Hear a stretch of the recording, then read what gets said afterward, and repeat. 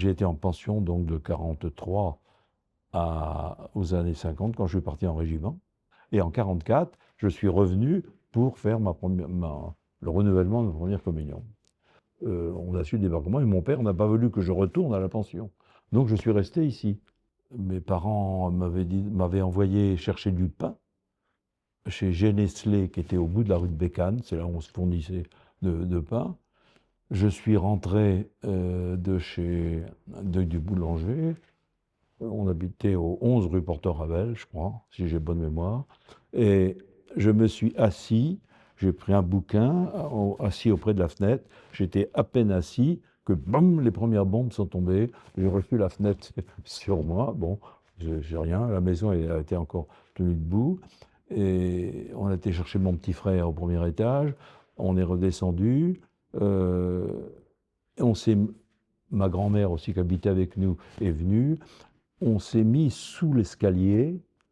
Et puis là, il y a eu la deuxième vague de bombardement. Et c'est là où, je crois, Madame Michaud a été, enfin, la maison de Madame Michaud a été. Michaud, c'était le beau-frère de Frédéric. Hein.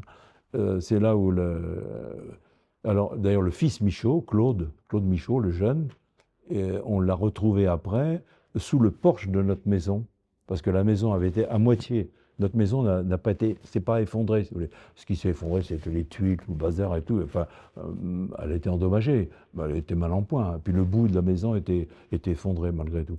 Et on a retrouvé le corps sous le porche de notre maison. Et nous, on a réussi donc à se dégager facilement, puisque l'escalier, comme on les faisait dans le temps, solide, nous a protégés. On s'est sauvés dans les campagnes, et ma mère, ma grand-mère, et on s'est retrouvés à Saint-Ouen, dans une maison. Et il y avait aussi au carrefour, il y avait des transformateurs dont on s'était protégé, je me souviens. Les gens nous avaient accueillis, mon père nous avait rejoints. On couchait dans cette maison. Et puis, il y a eu un bombardement à nouveau sur les transformateurs, par exemple. Parce que à nouveau, alors toutes les tuiles ont tombé, on s'est dit, ça y est, ça recommence et tout.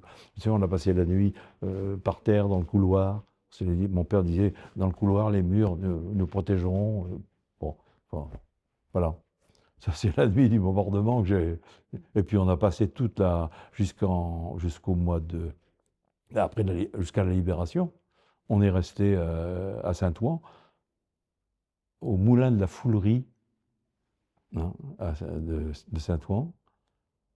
Et ils nous ont accueillis, on couchait sur les sacs de M. Autin, qui était le meunier de l'époque. Nous accueillait dans son moulin. On ne l'était pas tout seul d'ailleurs. Il avait des amis. Il y avait la Banque de France. La Banque de France était réfugiée également dans un des bâtiments du moulin, qui était assez vaste. Et on a passé là tout le temps. Et j'ai un petit frère qui est né à ce moment-là, en 44, 1er septembre 44, juste après la libération.